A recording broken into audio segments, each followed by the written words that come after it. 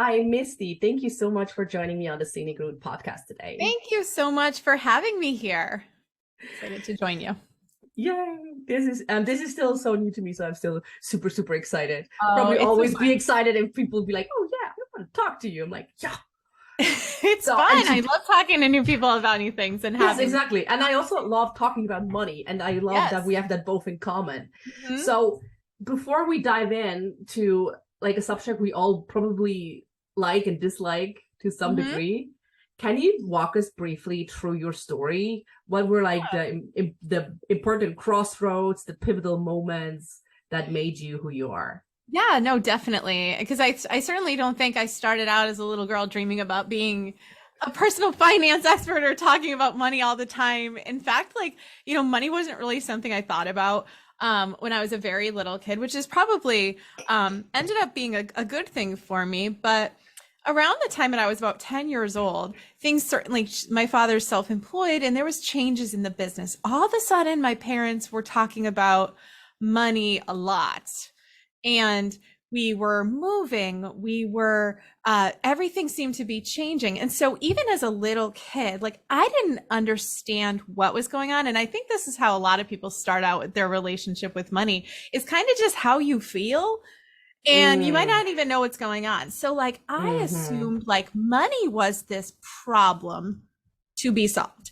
And mm, if we had more money, nothing would have to change. We could stay where we were. Things would be good. They wouldn't be like there wouldn't be any arguments or stress. And so I think it was like really early on is yeah. when I started thinking like, okay, money's the answer for all of this, all this stress and drama and problems. And of course, now that I'm an adult, I realize like there were other things going on with my family at that time. I mean, business, like being self-employed, as a lot of people listening probably know, is not always like your Mm, laptop on the beach. Like there yeah. is some serious like learning curves and ups and downs and stuff like that. Yeah. Sorry, I hear my echo on your screen. Do you have headphones anywhere by any chance that you could use?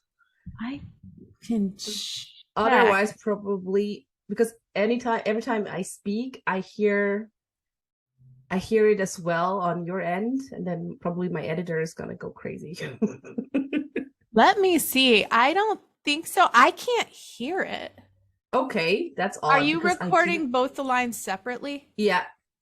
Okay, then that should be when you give it to the editor because it'll pick me and you.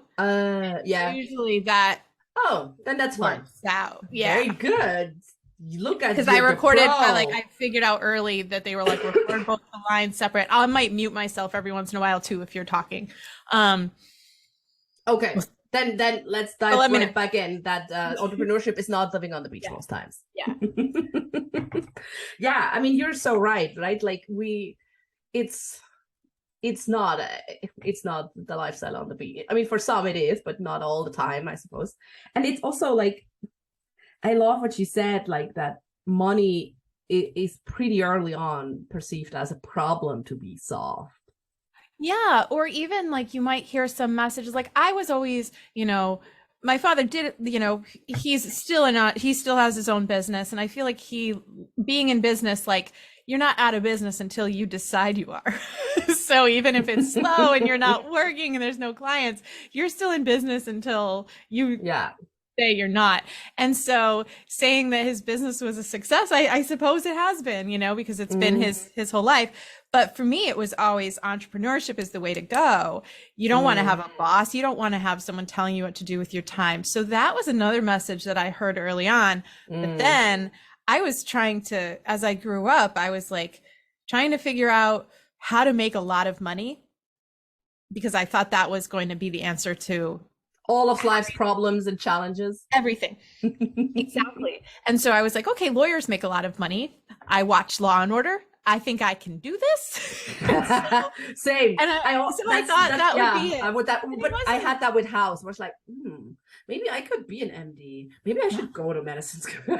Oh yeah. No, because you're like, I think I could do that. And so I really was just looking for a career where I could make a lot of money, but also I was kind of, even I think in a project I did in middle school where we were looking at stocks and picking them, I was super Ooh. fascinated right away. I was like, oh, so you could just invest in other businesses and make more money and not have to do any of the work Yeah, of like, of oh, that. that's And smart. so for me, I remember like telling them, like, I've figured out how to fix all this. I love that. Needless to say, I did not know that you needed to have money to invest money, but I did start to learn that you didn't have to have a ton and you didn't have to That's true. have it all figured out or have anything really fancy. So that's when I got really kind of started to go down. Investments was always something that was super fascinating to me. Yeah, and the more I started to study it and the more I started to understand it after I figured out that law school wasn't exactly the route I wanted to go. But did you enroll into law school? Or I was a political science major and I loved college, but also like I had student loans and some Pell Grants and stuff. So I really had to have I wanted to keep my grades up to keep the scholarship money because I needed it. So I studied something that I enjoyed. And so I was a liberal arts major, political science. I loved my classes. I mean, they were so interesting. It was a fascinating time. I was in school, I was in school during, early 2000s. So I mean, there was so much going on in the world, and it was just, I enjoyed school, but really having a liberal arts degree after college still meant I was waiting tables. there was no clear path for me. So I started working. That is very true. Yeah. So I got a job in insurance, which I lived in the state that I lived in, had a lot of big insurance companies. And so I liked it, but always kind of felt that pull towards investments. But really at that time, giving people financial advice was still kind of limited to people who had a lot of money. Yeah, really managing big estates. Managing wealth and no advice at all. And so it's really kind of and probably when I think back, what's still the case in most of the financial industries, no women and no people under 40. Yeah. So when I first started out in investments and I was in my early 20s, people were asking to speak to my boss. They wanted to talk to the guy in charge, my manager. They thought I was someone's girlfriend or secretary, I love that. Assistant or whatever they called me at the time. Yeah. And I was like, this is, and so I really felt like this isn't going to work out for me. And I ended up getting a job at at a big corporation, still working in the field, but I wasn't doing what I wanted to do. And I did that for about 12 years, kind of until I got to the point where I just realized that there is a huge amount of space for women, for business owners who need solid financial advice while they're on their way up. Not just when they're retiring, when they already build the generational wealth, but exactly what happens now, because they could certainly and most of the millionaires in the United States, they didn't have an inheritance. They didn't have anything. They created their own wealth. And so there's so much of that where even just a couple good pieces of solid financial advice can change that trajectory.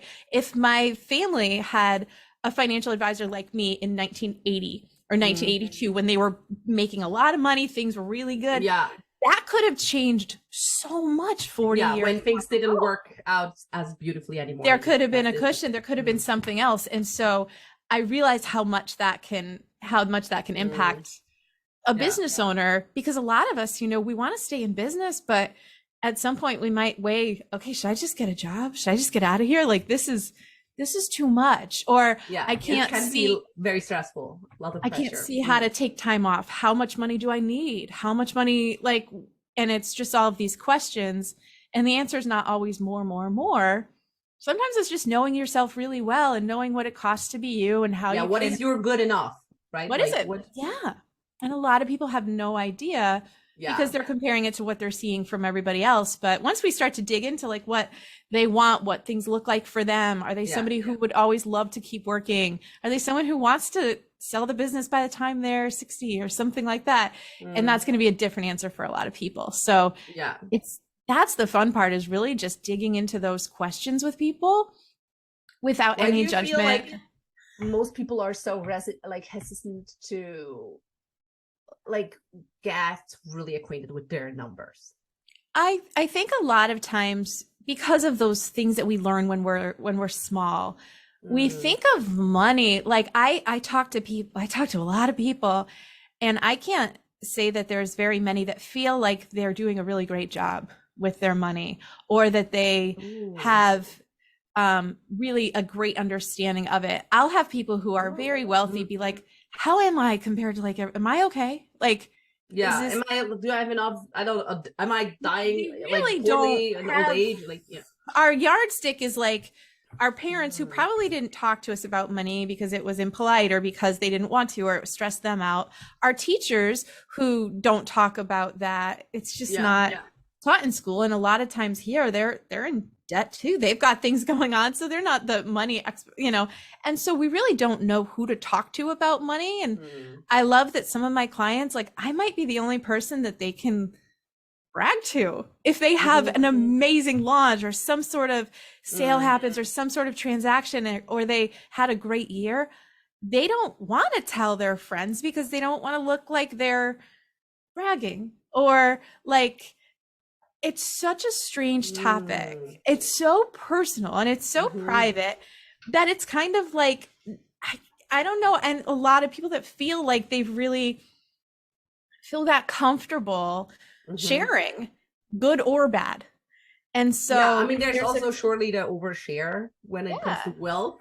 Yeah. You all know, like the rich kids of whatever do on Instagram. Like, yeah, you see that and you're just like, ugh, they don't deserve it. They didn't earn it. They didn't this. And we all have judgments. We all have these opinions and stuff. And so I think, but I think that it's starting to grow, that there are more people who are cheering each other on. There are people who are, because usually entrepreneurship is pretty lonely as well. Yes. So now there's more in whether it's, technology or people kind of coming together and online or other different ways where you are kind of like around people who maybe have the same dreams as you, but they're not in the same town or the same family. And you start normalizing also. And you can start, because it about is money. Yeah. Wanting to have more money is not something it's not a bad thing. Most people, I think if you ask them, they would say, yeah, sure, that would be great. Or what would you do with it? And a lot of them have some really great goals that aren't just, I want to see it pile up. But it's so funny because it's hard to say like, hey, yeah, this is, these are my big dreams, and have somebody not be like, ooh, you sure about that? Why do you need that? That's a lot. Yeah. Isn't like what? Yeah. And then you're like, okay, you're right. I should probably, either keep it to myself or stay small. I'm curious with that, if like from the clients you work with, do you see there's some sort of like gender difference? I don't know. I would just go out on a limb here and say there probably is, like with most things. Yeah, I think I've never really heard a lot of the men that I've worked with say, "Oh, I leave that up to her. I leave that up to her. That's she's better at that than me. That's her thing." Not for things like money. Occasionally, I do have couples where they make different amounts of money, but a lot of the times, if they found me, period, they probably see each other as equals, or like they want to make decisions together. They value each other. They might be co-breadwinners. Maybe the woman makes more. I don't have a ton of clients who are like, oh yeah, I keep her out of this and I just want to work with you, because I probably wouldn't be the right advisor for them, because I feel like even if you're not bringing in an income, like say you're not working at the time, there's still so much importance for people who are in a relationship to be at the same, both at the table when they're making these financial decisions. Because I have seen some women who get divorced either later in life, or they lose their spouse, or something happens, and they've never managed the money. They don't know how much is there. They don't know what the monthly expenses are, like nothing. They know how much like the little money costs, the shopping, the groceries, the day-to-day money. They have no idea what's there for the larger money. And that's terrifying. Yep. And that part, knowing the investments in the larger picture too are so important, because a lot of them are blindsided. They think they had more than they do, or they really don't know how to kind of manage it. And you just certainly, I think the more, even if they're just sitting in the same room with me and we're talking, at least no one's going to take advantage of them or like try to, you know, if something happens, like they could at least feel like at least I know somebody I could trust. Yeah, at But least I'm getting seen and heard. And exactly. And I do think that there's different answers to different questions. It's really important. If you're talking about what are you going to do for that, like the rest of your life, where are you going to live? And one's like, oh yeah, we're going to sell the house and go to Florida. And someone else is like, no, we're not. Yeah, no, I mean, like your money story is individual as your personal story anyway, right? Like it's not one size fits all. Definitely. No, it's not. And I think you do learn a lot about people, but it's not conversations that people are necessarily having with each other all the time. Because it is something we like. I think that a lot of times guilt or it's judgment. I think a lot of times it's judgment. Like it's very rare that two people see the same, you know, maybe overall, maybe they have the same big core values. Like maybe they value the home or security or family or education or something big. But if you talk about like, okay, well, I want to get this new car, I want to get this TV, I want to invest in this course, I want to do this. The person who's not doing it might be like, that seems like a waste. Why do you want to do that? You know, because it's not something that they want to do. So they may not understand. So a lot of times if we get that judgment or those comments, we just stop bringing the conversation up because like, well, I know what she's going to say, or I know what he's going to say. So I'll either just do it on my own or I won't even. I like just start questioning yourself and be like, oh, probably I should not invest in this course. Yeah. And like drop it. Yep. And then you drop it or you do it and don't say anything about it, which is, you know, if you have your own money and you have that all figured out, then fine. Buy the course. Buy the course. Like buy the shoes, whatever. Like I mean, if you feel, I don't know, if you're intentional with spending or investing in something, like why not? Yeah, no, and I mean, I've definitely invested a lot in my own training and things like that, and I go very big with that. And I couldn't be with somebody who told me no, just because of my own money issue that I've done the work on and that I understand, like because I've seen what I've seen. I will never be a person that doesn't have my own access to my own money. That's just period. I mean, same. I'm a child of divorce, so my parents divorced when I was 16, and like, and I seen that, right? My mom was taking care of two kids for like 16 years, and that obviously when she had to go back to work was like, well, what did you do? You did nothing for 16 years, and she's like, well, not nothing, but it counted for nothing. So I was always like, well, I don't know. I want to be in charge of my money. Sometimes even also like to a default, right? Like maybe even too much. Like, no, just I agree. I've seen it, right? Like it's ingrained. Yeah. And I think that that's something that once we start to look at it and think like, okay, what did I hear all the time from my mom? Did I hear her saying like, you need to be able to take care of yourself? You're going to have to do this. You're probably absorbing all those runaway money. And a lot of us have heard that because we come from, you know, our parents are of a generation where like women didn't necessarily have their own access to money or, good. I mean, it's not so long ago that women couldn't own a bank account in their own name. So no bank account. Right? I mean, you couldn't even get surgeries without your husband's permission. And I think there are still some like certain biases that happen in all sorts of industries towards women, where our moms might have thought they were helping us by being like, you better be able to take care of yourself. You better be able to do this. But then when we're struggling, we're like, I'm in danger. Yeah, you sort of. I'm not safe. You sort of. Like that's it. Like you make this quotation, oh okay, danger, and you're trying to run against that. That's a very good point. So that kind of thing is where it's really helpful to kind of like bring people back to like, okay, like what do we really have right now? How much do we need? What are the bills? What do we have as far as our savings, long-term stuff? And kind of talking about it in a way where like when those feelings come up, it's not that they're going to go away or you can like train them out of your head, but you could recognize them like, okay, yep, that's kind of coming from dad, or that's coming from mom, or that's coming from grandma or whoever you talk to. Cause we have all these messages and they feel like the facts. And sometimes we just kind of have to create that for ourselves and figure out like, okay, well, I'm not in danger because I know I have this over here. Yeah. And I know I have this, so I can keep going, even especially if we have a regular income. Yeah. Because then we'll know like this is a slower month.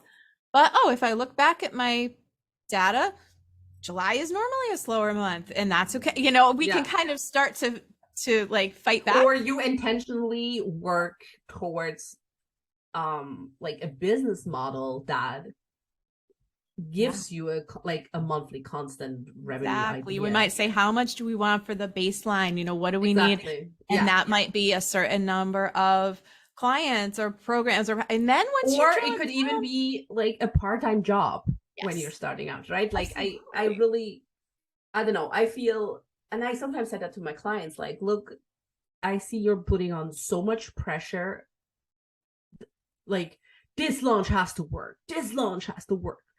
where I'm not saying it will not work, but I genuinely believe you're not making the best decisions, the best sustainable long-term decisions when you're stressed in a corner with the back to the wall.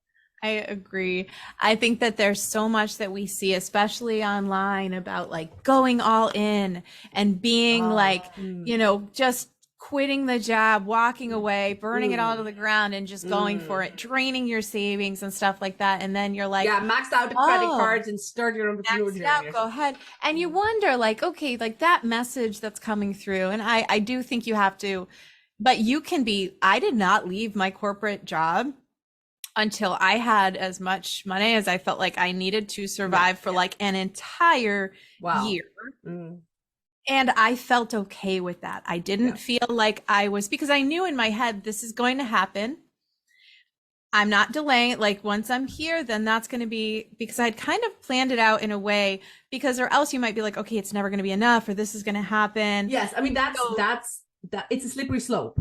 Right? So like, the runway can't be so big that you're like, but if you kind of have that clarity around, nope, okay, this is the smart way to do it. I have like 12 months of expenses covered. You could go to that part-time job and not feel like a failure, not feel like you're not committed. You can just go in there knowing, almost like that person that just gives their 2-week notice, knowing that this is temporary. If someone's bothering you or this or that, you can kind of be like, whatever, you know. Yeah, no, absolutely. I'm on my path and I'm going to get there. But I think there is a lot of pressure for people to, you know, be that, you know, go all in, like go down to absolute zero or go deep into debt in order to be devoted enough for things to work out. I think that's just so much pressure on yourself that I think that most of those people, the ones that don't make it, probably boomerang right back into a job. Way faster than they need to. There are people who work really well under that pressure. Like then, if that's you, I mean, right? Like some people need that sort of external, like intense pressure. I would just be like, nope. And like I know that's not me. Because I've seen what it's like to scrape by, and I think that when you've seen it, like when you've seen, really having nothing. It's different than being like, I could do it. Like, I'll just, you know, like I could totally. But and it's different from like, oh, I will not have takeout for a month. Like, no, you will not have food, period, for a month. Like you'll decide which bill to pay. You won't want to answer the phone. You'll be constantly stressed. You won't be sleeping. Like that's what I saw as really like like struggling your way through it. Where some people think it might be like skipping one night out a week or something like that. And it's not. When you go down to nothing, like you can't pay your bills with like affirmations and vision boards. Like I love them and I have them and I'm a big fan of them. There's a place for them. There's a balance. 100%. Hey, what would you say is like, what do most people get wrong about money? Yeah, so I think what most people get wrong about money is that it's super complicated and that it's just beyond their ability to figure out. I hear so much like, I wasn't taught this in school, I wasn't taught this there, but you also weren't taught how to, you know, customize a blog post for SEO. You weren't taught how to do this or that or anything like that, but you learned how to do it because it was important to you at the time.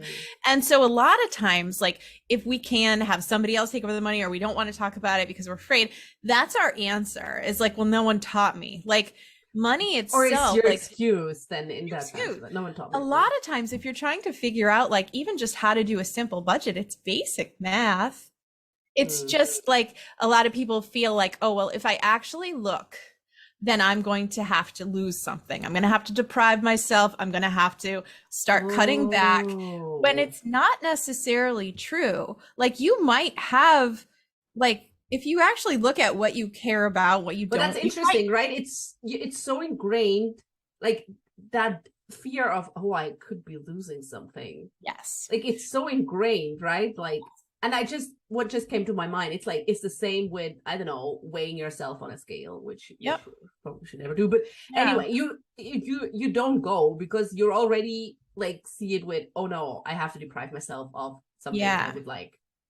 That's really interesting. Yeah. And you think like what's going to have to go is the things that I love, the fun stuff. Yeah. It's a lot like food. I mean, it's a lot like people thinking, oh, okay, well, now what I'm going to have to cut out is the things Yeah, I enjoy. now I You're like, cannot like go to the well, movies or get the book yeah. or blah, But blah. it could Yeah. be like, okay, do you love going to the movies? And it's like, yes. Do you watch TV at home?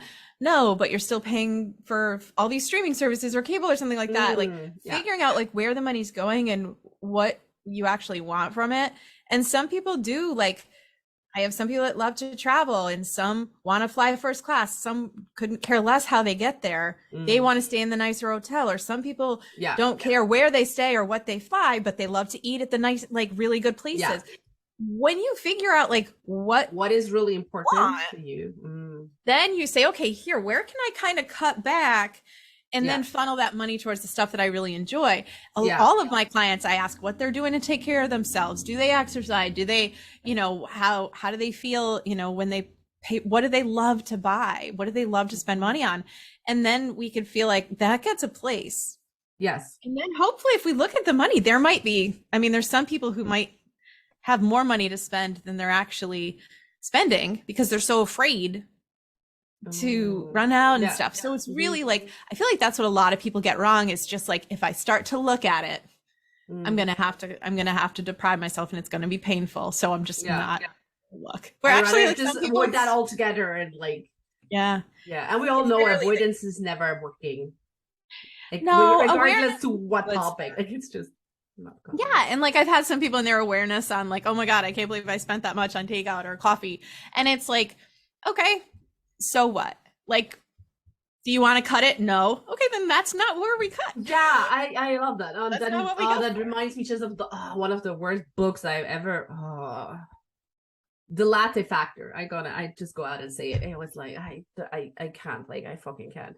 Yeah, that's the thing, right? Like, I mean, yes, if you unintentionally spend $7 every morning for your to-go coffee, and you're actually like, oh well, I don't actually. I mean, so over $120 a month, and I actually would have rather spent that on, I don't know, going out for a fancy dinner. Like bring your home coffee.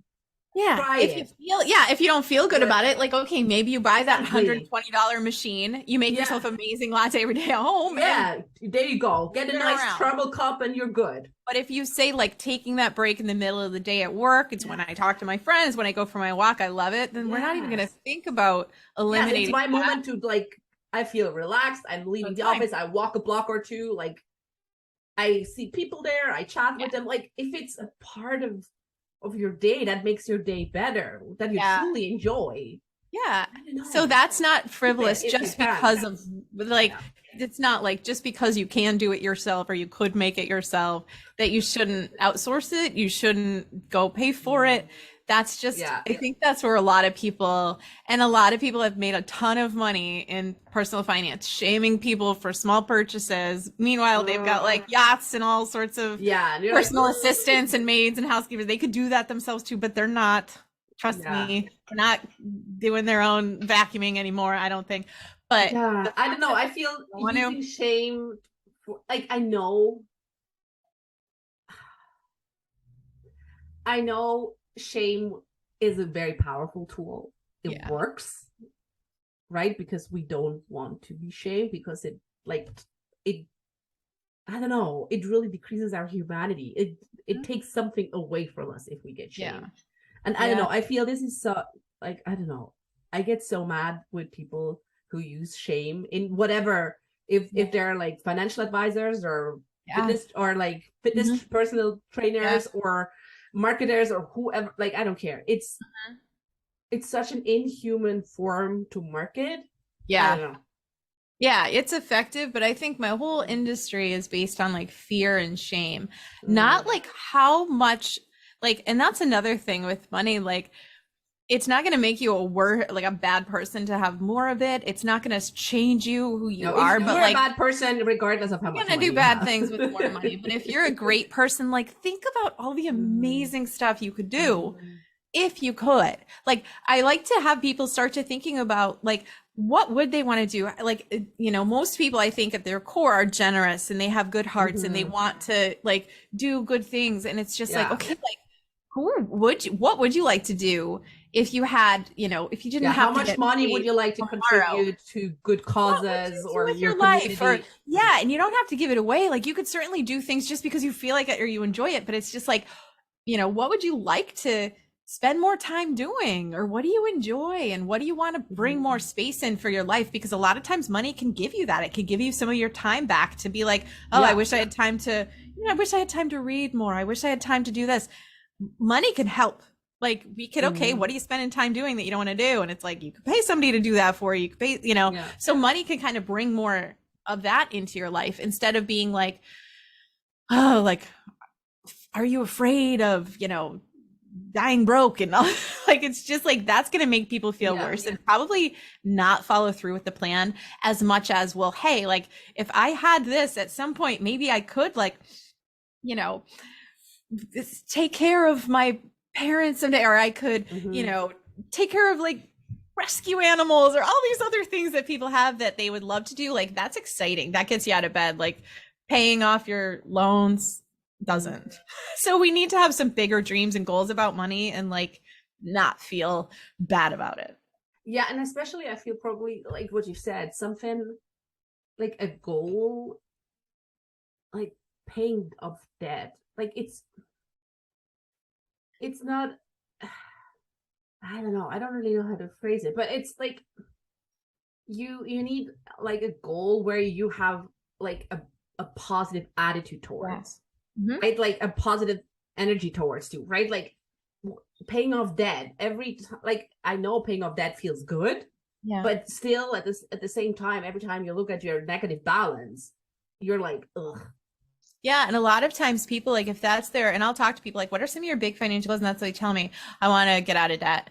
And I'm like, okay, like let's dream a little bit bigger because when they get out of debt, a lot of times they get right back into it because your brain gets used to the Yeah, normal. yeah, Normal yeah. is a person in debt. And I had somebody who paid off all her student loans, which were sizable here.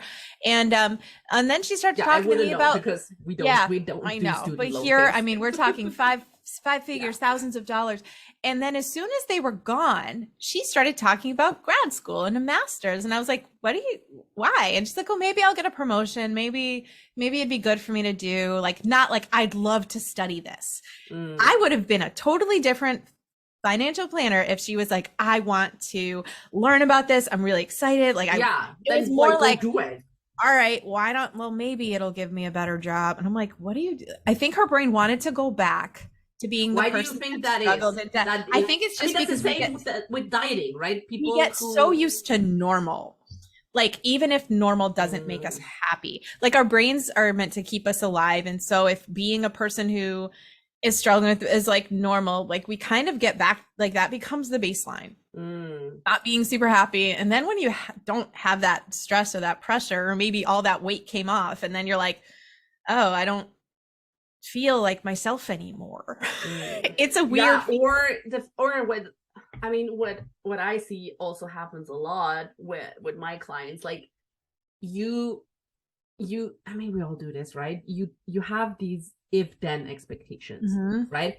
If Yeah. I pay off my debt, then if I lose 10k, the 10 pounds, if I earn 100k a year, then I a great entrepreneur, a great mom, a worthy whatever story that's telling you. And when you pay off your debt and that what you believe to become true is not coming true. Yeah, when you're like, oh, well, I thought if I made 100,000, I would love myself. I would give myself. Don't love myself. Yeah, I would feel proud of myself. And then you're like, but I don't. I just still feel like me. It's such a letdown. Yeah, You're like, Yeah, it's so It's true, right? And it's you just have less double. debt or more Yeah, money or less weight. You yeah. have to like I try to get people to think about it and make decisions like they're the person that's already there.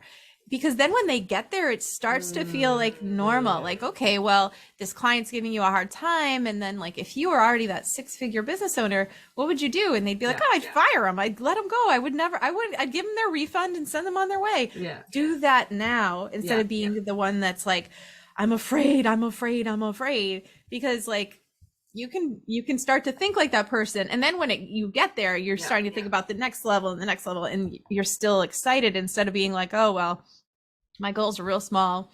And then when I mm, reach them, all of a sudden I'm not happy. I'm not yeah, thrilled. And, and well, that was a waste. I might as well just go back to yeah. there. Right, because It felt normal. and the thing is, like, it's twice as bad, right? Because you know it didn't work the way you wanted to. That if then didn't happen, so you also lost a piece of trust, right? Like, and a piece of hope. And so I feel it's twice as bad, right? Because you're like, well, Yeah. I did that. That didn't Mhm. happen. Yeah. So what now? So Yeah. yeah. Mm, So it's interesting how much of my time, like it's not just always spent on the numbers and what people have and what they want. Like a lot of it, especially people who are like, oh, I just want to be able to stop working. I want to be done. I want to retire. They don't even know what they would do on a normal day 2 months later. And that's why they get really depressed, because they've never mm. really thought about it. Like they're like, oh, I just thought like as soon as I didn't have to come here, everything would be wonderful. And it's like, well, you still have the same family you had there. And like, they're not going to immediately be like, oh, finally, you have free time for us. It's like, you Yes. might build in Woohoo. more time for them now. Like Yeah. all of those things that you're maybe putting off because you think that this one goal is going to be so life changing. And it's not. So Yeah. the And you money also part never know kind of what's gonna helps, happen, but right? I mean, I a friend of mine, and that's like such a sad story, but it's sadly not uncommon. Like, her parents were always like, oh, we're gonna like travel like a year through India when we're like retired. And they both didn't make it to retirement. They both died before.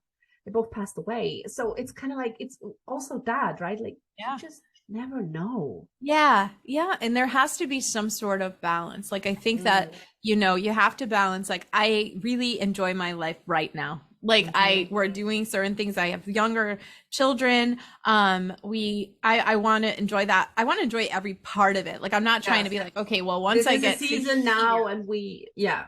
Yeah. And so it's like, okay, what can we do now? Also, that's why I like setting up certain things in the background where I'm investing in the background, I'm saving that, like that's still moving, but we can still have some time for the things that we really want to do right now. Mm, My parents were the other direction where like when we had a lot of money in the 80s, like it was boats and cars and mm, like all stuff that made them happy right now with no thought of the future. Because I honestly mm, don't think my father thought he'd live past 60 because his dad mm. didn't.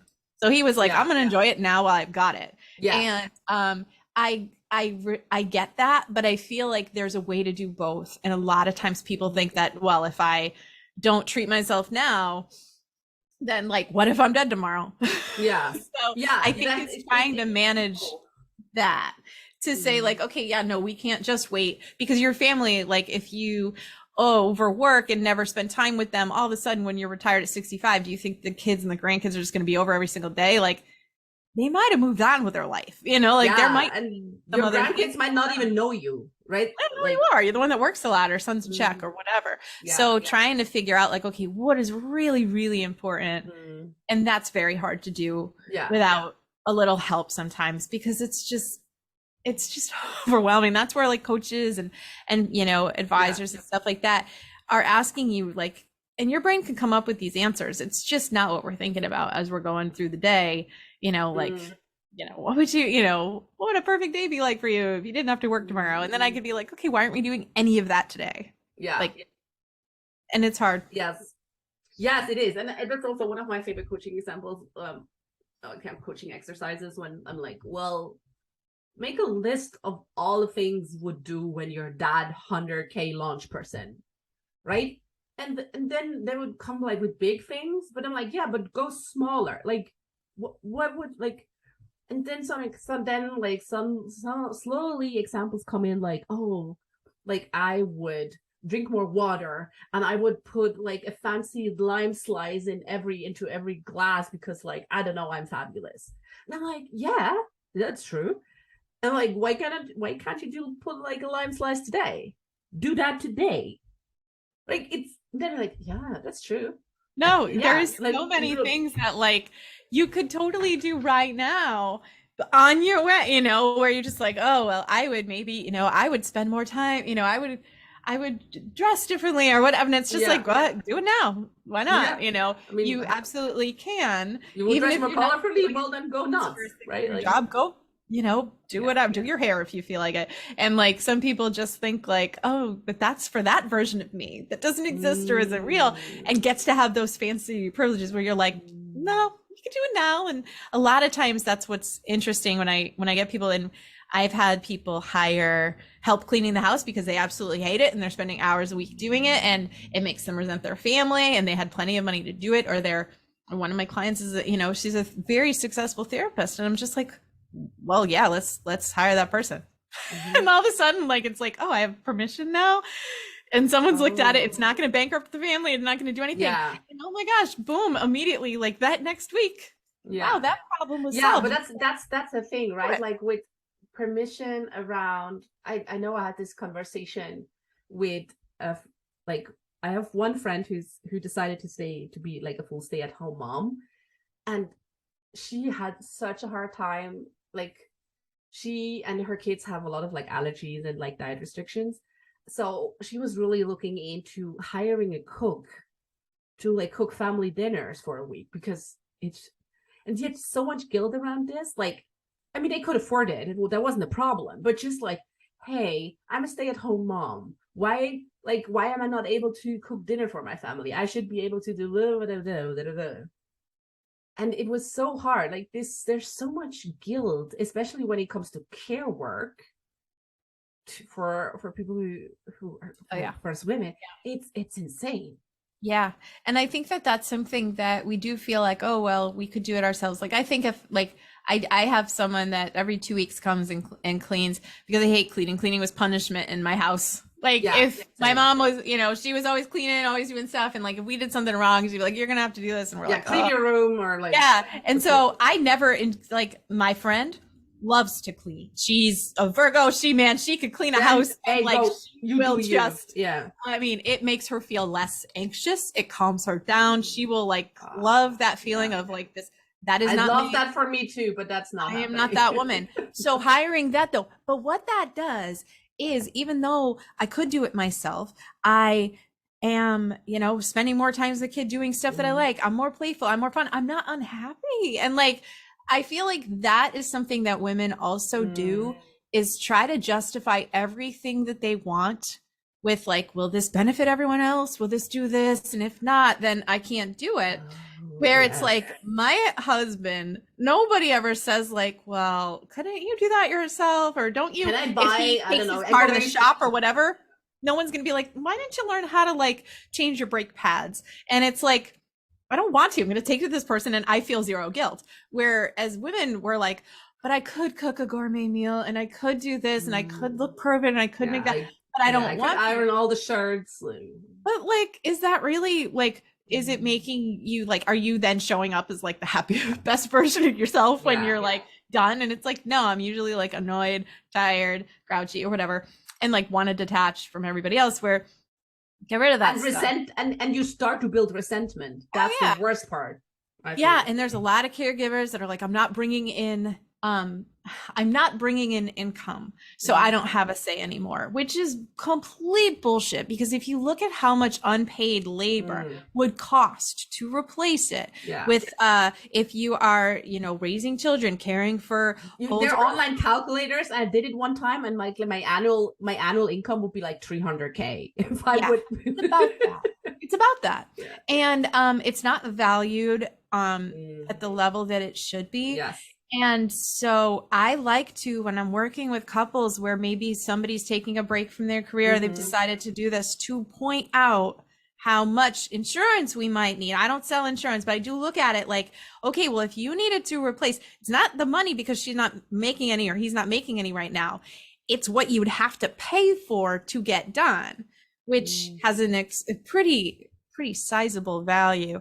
That means that if you're judging every purchase that they make or making them justified or making things hard and they have no free money to spend because they don't have it, that's going to cause a ton of resentment, which is very difficult to come back from. So I think having some is a really dark pit. When I start to sense that, it's like, okay, we're, you know, that's one of the most contempt and resentment where you're just like, this isn't a money problem anymore. This is like a respect problem. This is like a valuing problem. And like, if you have enough money to pay for this stuff, but you don't respect the amount of work that they're doing or how much it contributes to the household, that's a different, I may not be able to help with that because like, but except for showing maybe that awareness of, hey, you know, that it's not just like sitting on the couch watching TV until you get home, like not even close. And so I think that caregivers have, oh man, I mean, I think that it's just, they need a special budget, I think, to take care of themselves and their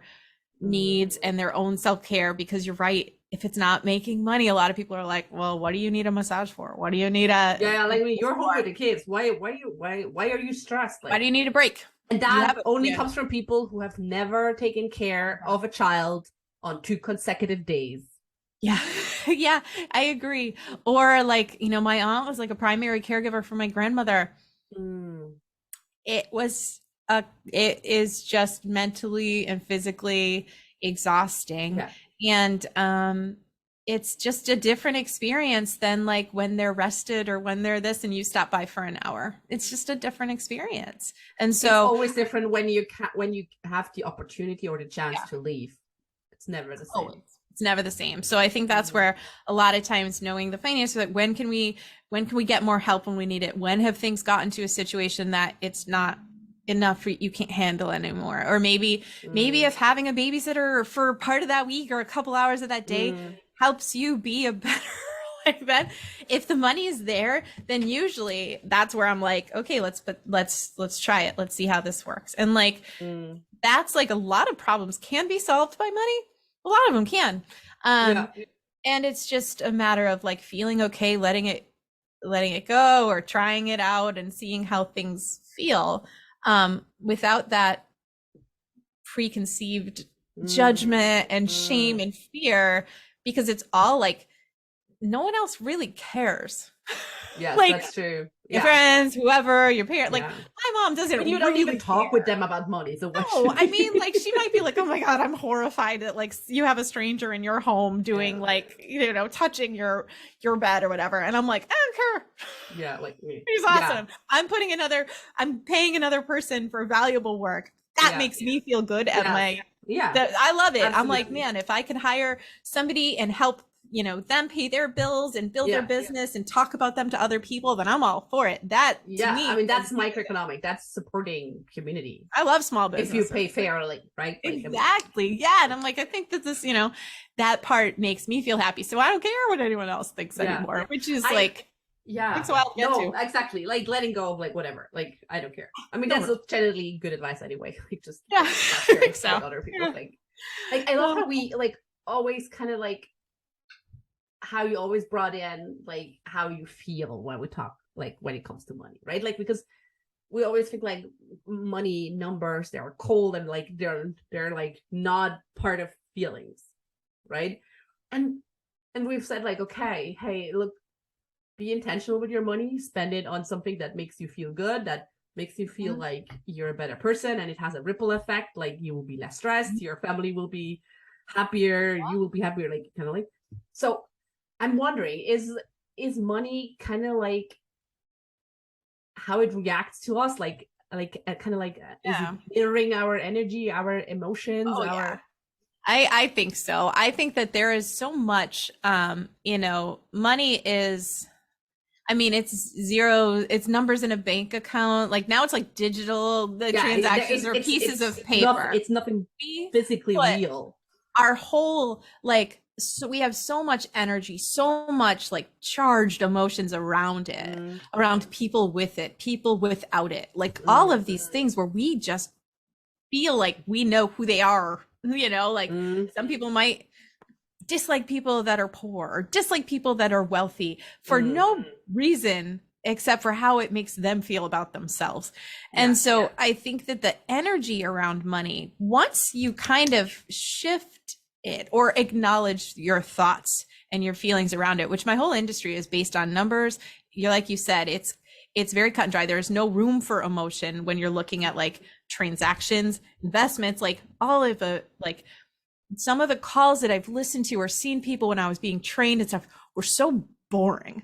Like, oh, yeah, so boring because it's just numbers. Most of the people are zoned out. They're talking over your heads because the goal was to sound as smart as possible and have everybody like have this out and be like, you know what, you handle it. This is way too much for me. Where like when I said I wanted to become a life coach because I thought it would make me a better financial planner, people were like, I don't get it.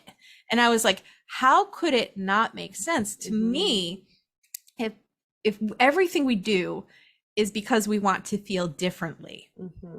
Everything we do, we either will do something or won't do something because we think it's going to make us feel a certain way. So if we ignore the feelings end of it, then like, how am I going to convince somebody to take 60% of this and put it over, like, if they don't have any sort of emotional like attached? So like that energy where like, if we can really get people excited or motivated or hopeful or like out of that negative energy, and like we don't have to feel great all the time, but I do think that we don't always have to feel so bad.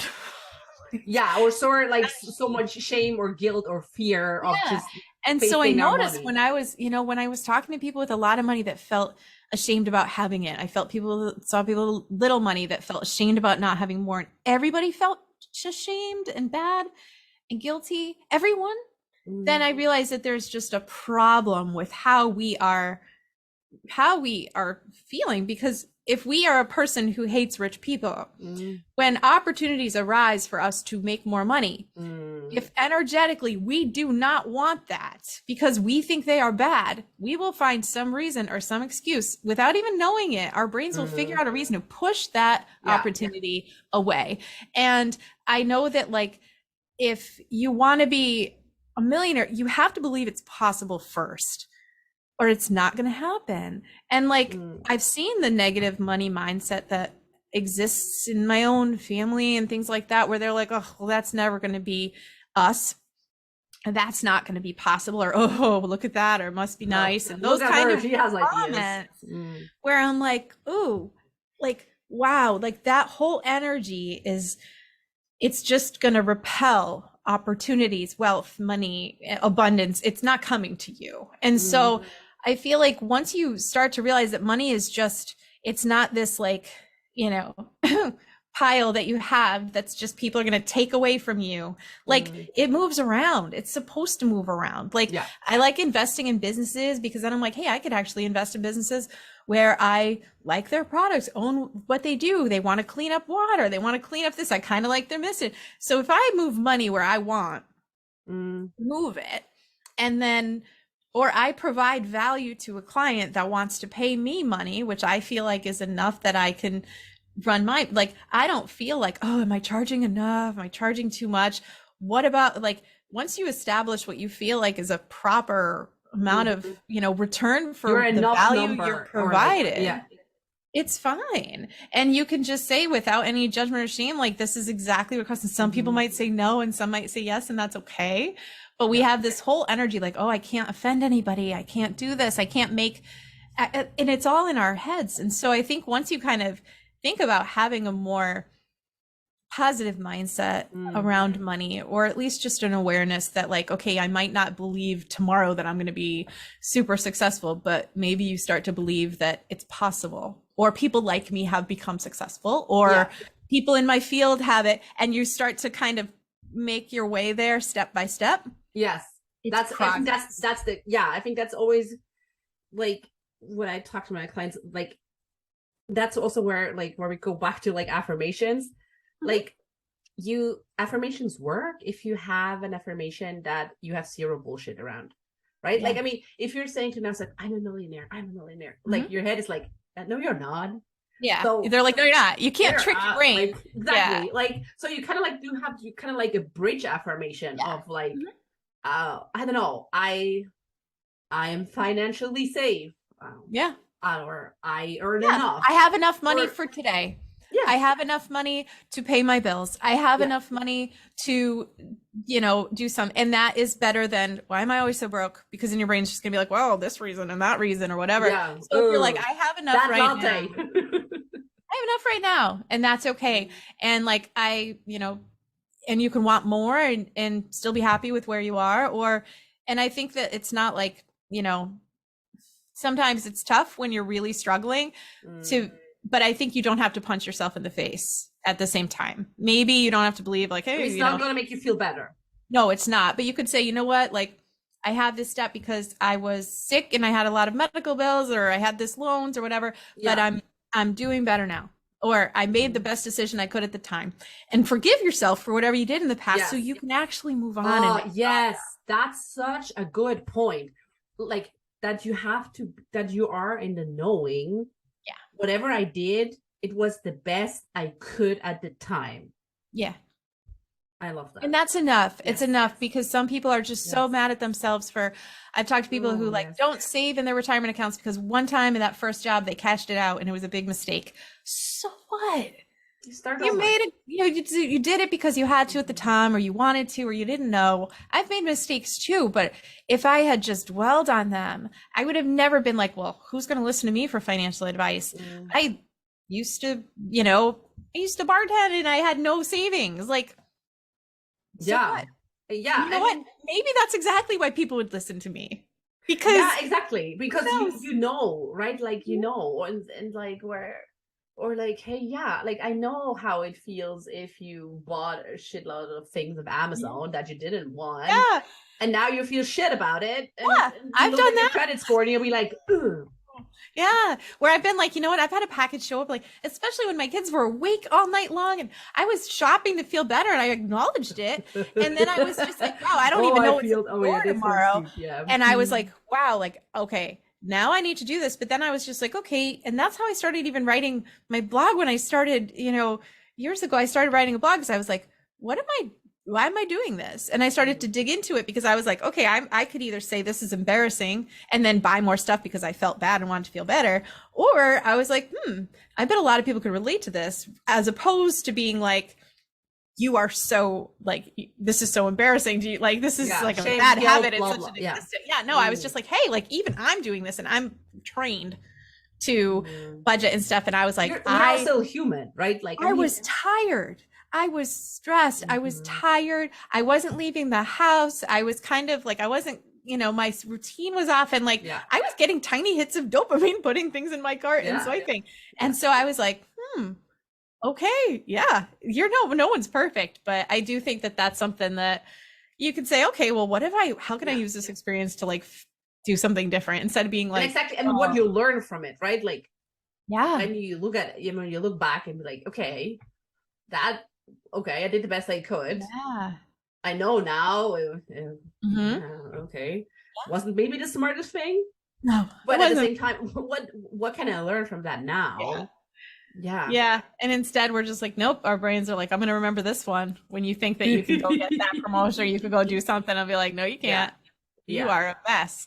Yeah, I love that. And like, I especially think, it's so important that we sort of really look at a lot of the whys behind, as you've said, like, why did I bought like shit at 3:00 in the morning? Well, because I was tired. I was not in community. I wasn't eating.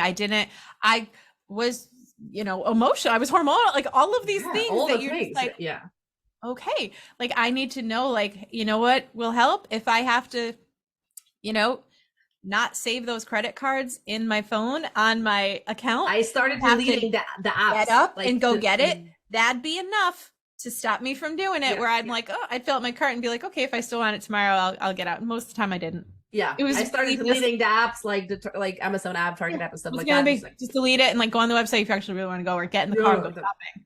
never went. Oh, thanks.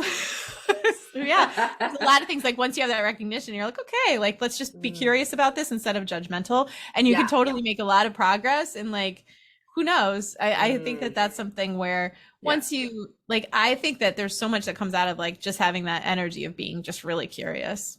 Yes, I think I never thought about it in terms of money, but I know curious is the way to go in business, to just be curious. And like, I think to really be curious with money, I feel that's really Why am I doing this? Why do I want this? Why do I feel so bad about this? Like, why am I still paying for this? And I hate paying this bill. And like, why am I keeping it? And it's like, you just don't, until you have that awareness, you're not going to think about it. You just might be like, oh, ugh, this again or whatever. You know, maybe you're like, okay, maybe we need to change things. That's where you can start. And about being curious and looking at the why behind it. You also wrote a book about that. I did. Tell me about it, because it's also something that you brought for everyone listening. They get a free chapter. They can look at the free chapter. So if you want to tell me about it. When I was, and that's one of those things, I always wanted to write a book, always, and I never did it. And then I was like, finally, like, why am I not, like, how, I got curious, like, okay, how does somebody like me actually write a book? I know nothing about publishing. I know nothing about editing. I know anything about that. And I listened to a podcast that was a woman who kind of had a business where she like was like a writing coach, where she'll expect a chapter every Friday and this. And I was just like, and help kind of design the outline. And then they take over the printing part, like putting it together. And I was like, oh, like, and I got really curious about that, had a call with them to say, like, I know the book, it's in my head, but I don't know how to organize it, how to make it interesting, how to make it worth reading. Structure chapters and like. No. And then I was like, well, I don't actually, sometimes I get writer's block sitting there because I'm better at like speaking with people than I am that.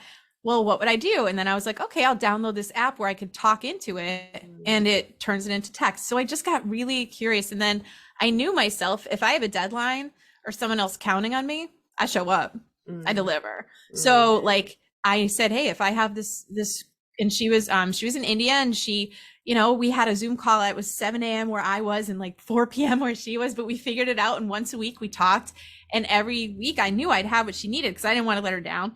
And so for my personality type, like that worked. And so I just, you know, we figured out how to like get a book written within like a matter of, you know, a couple months.